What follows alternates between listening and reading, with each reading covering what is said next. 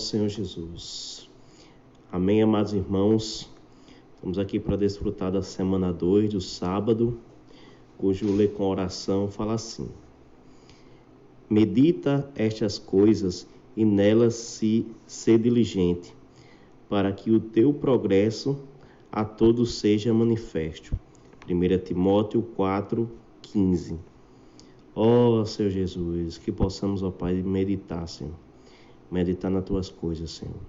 Ó Senhor Jesus, e ser também, Senhor, diligente nelas, Senhor. Ó Senhor Jesus, para que teu progresso, Senhor, seja manifestado, Senhor, e não o nosso, Senhor. Ó Senhor Jesus, que esse manifesto, Senhor, seja a tua palavra, Senhor, viva e abundante em cada um de nós, Senhor. Que possamos meditar, Senhor, na tua palavra rica, santa e abundante, Senhor. Que possamos ser diligentes, Senhor, no teu serviço, Senhor, no teu falar, Senhor. Ó Senhor Jesus, e que todo, Senhor, ó Senhor Jesus, todo o teu progresso, Senhor, seja manifestado, Senhor, manifestado na carne, Senhor, justificado em espírito, Senhor. Ó Senhor Jesus, reavivar o dom e não deixar o fogo apagar. Ó Senhor Jesus, no cuidado com seu jovem cooperador, o apóstolo Paulo disse a Timóteo: não te faças negligente para o dom que há em ti, o qual te foi concedido mediante a profecia, com a imposição das mãos do presbítero. A primeira menção de Timóteo na Bíblia é sobre o bom testemunho que os irmãos de Listra e de Icônio davam acerca dele. A partir daí, Paulo quis que esse jovem o acompanhasse no ministério. Pelo contexto das duas cartas que Paulo lhe escreveu, podemos inferir que Timóteo possivelmente fosse tímido. Aqui vemos que os presbíteros haviam orado por ele e lhe imposto as mãos de modo que ele fosse intrépido em falar a palavra de Deus, em ministrar a palavra. Aqui se diz que seu dom foi concedido mediante a profecia, com a imposição das mãos do presbítero. Por isso ele não podia ser negligente para com o dom que havia nele. Timóteo recebeu a imposição de mãos do presbítero e de Paulo. Abre aspas. Por esta razão, pois te admoesto que reavives o dom de Deus que há em ti pela imposição das minhas mãos. Fecha aspas. 2 Timóteo 1:6. Provavelmente, esses dois eventos foram simultâneos. Quando os presbíteros oravam por Timóteo, impondo-lhe as mãos, Paulo estava lá e também lhe impôs as mãos. Paulo lembra Timóteo disso e admoesta a reavivar o dom de Deus que havia nele.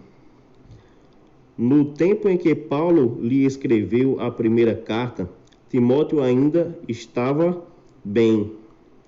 Paulo teve de ir à Macedônia e deixou em Éfeso para tratar de alguns assuntos pendentes com relação à igreja. Mas, quando escreveu a segunda a Timóteo, Paulo já estava em seu segundo aprisionamento, que resultou em seu martírio. Isso deve ter abalado muito seu jovem cooperador. Primeiro porque a situação da igreja piorava e ele não sabia o que fazer. Em segundo lugar, Paulo fora preso, logo o que ele faria?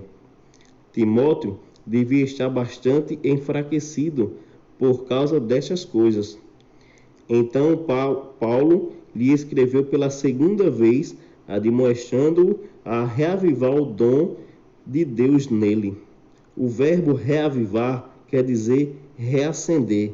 No original, o verbo tem o radical da palavra fogo. É como abanar com o abanador para que o fogo surja outra vez. Paulo rogou a ele que reacendesse a chama do Espírito. Timóteo não podia deixar morrer o encargo em seu espírito. Que isso jamais aconteça conosco, amado leitor. Não chegamos a esse ponto. Vamos manter nossa chama acesa no espírito inflamado. No espírito tem de estar sempre com fogo. Não apagueis o espírito. Além disso, Deus nos tem dado espírito. Deus não nos tem dado espírito de covardia, mas de poder, de amor e de moderação. 2 Timóteo 1:7. Se Deus nos deu o espírito de poder, de amor e moderação, de onde veio esse espírito de covardia que Timóteo aparentemente tinha? Era como se Paulo dissesse: não foi Deus que lhe deu esse espírito de covardia. Deve ter sido o inimigo. O inimigo é covarde, mas Deus não, nem nós. Nosso espírito é de poder, de amor e de moderação. Seja forte e corajoso. E continua: não te envergonheis, portanto, do testemunho de nosso Senhor, nem do seu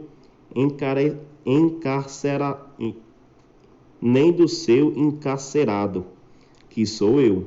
Pelo contrário, participa comigo dos sofrimentos, a favor do Evangelho, segundo o poder de Deus. 2 Timóteo 1:8. Aqui vemos duas coisas: não se envergonhar do testemunho do Senhor, nem de seu encarcerado, que era Paulo. Diante de todas aquelas circunstâncias, Timóteo parecia estar com vergonha do testemunho do Senhor e de Paulo. Por isso, Paulo lhe escreveu que praticasse com ele dons dos sofrimentos a favor do Evangelho, segundo o poder de Deus.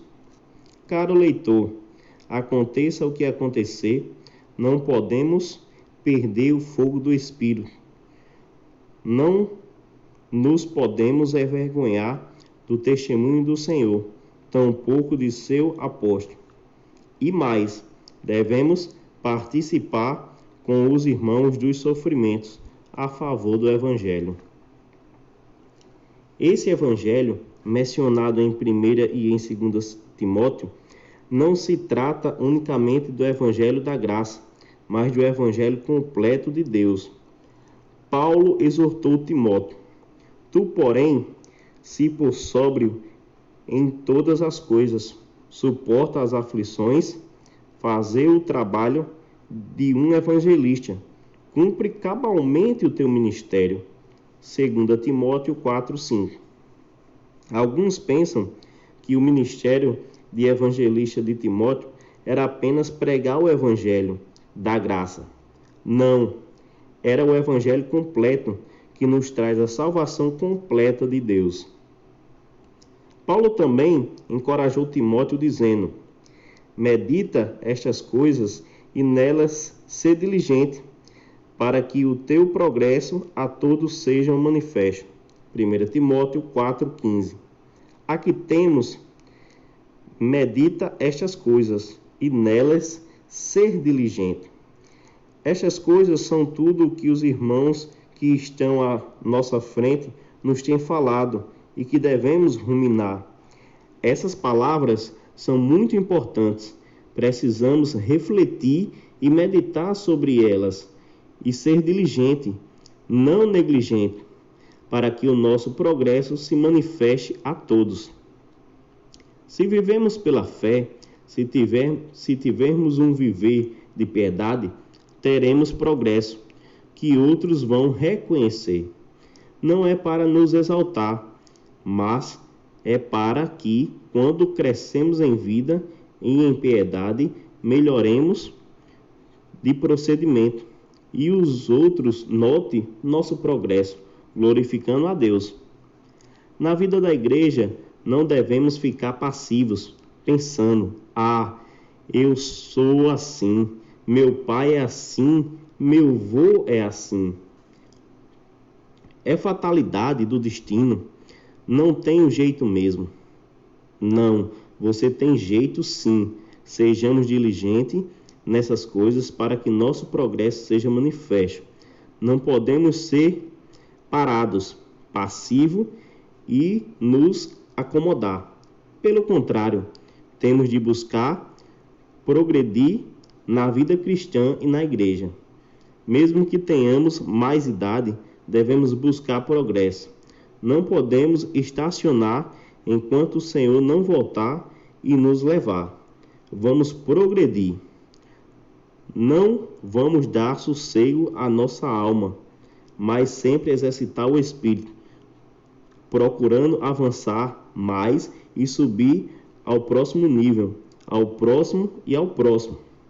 Nunca devemos nos cansar nem dizer que estamos cansados. Precisamos ser diligentes. Pergunta: quando Paulo encorajava Timóteo a fazer o trabalho de evangelista, a que evangelho ele se refere? Oh, Senhor Jesus, palavra rica, né, irmão? O evangelho que ele se refere, irmão, não é só, como ele fala aqui, não só o evangelho da graça, mas o evangelho completo de Deus. Oh, Senhor Jesus. E palavra de encorajamento, né? Isso que Paulo descreve para Timóteo é o que o Senhor quer nos passar hoje. Apesar de tanto sofisma, apesar do mundo estar com circunstâncias contrárias, devemos ser diligentes, devemos confiar no Senhor e devemos prosseguir na carreira. O que o inimigo quer é colocar dardos na nossa cabeça e nos mostrar que não somos capazes e que não conseguimos. E é verdade, nós não somos capazes, mas com o poder do Espírito de Deus em nós, nós nos tornamos capazes de enfrentar tudo e qualquer coisa. Bastamos confiar no Senhor e não fazer isso para o nosso ego próprio, e sim fazer para o Senhor. E importante, né, que ele mostra aqui que esse evangelho tem que ser visto em nós, né? A gente tem que estar brilhando ao ponto das pessoas ver esse evangelho em nós. Não só praticar a caridade, mas a piedade, que é a expressão de Deus na carne. Oh, Senhor Jesus, espero, irmãos, que vocês tenham desfrutado bastante dessa palavra que dá muito encorajamento, até mesmo para os jovens, que Timóteo era muito jovem, mas que mesmo assim, com Paulo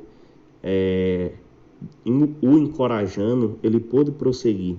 Que nós possamos também prosseguir, jovens, pois a seara é grande e precisamos de cada trabalhador. Oh, Senhor Jesus, mais irmãos,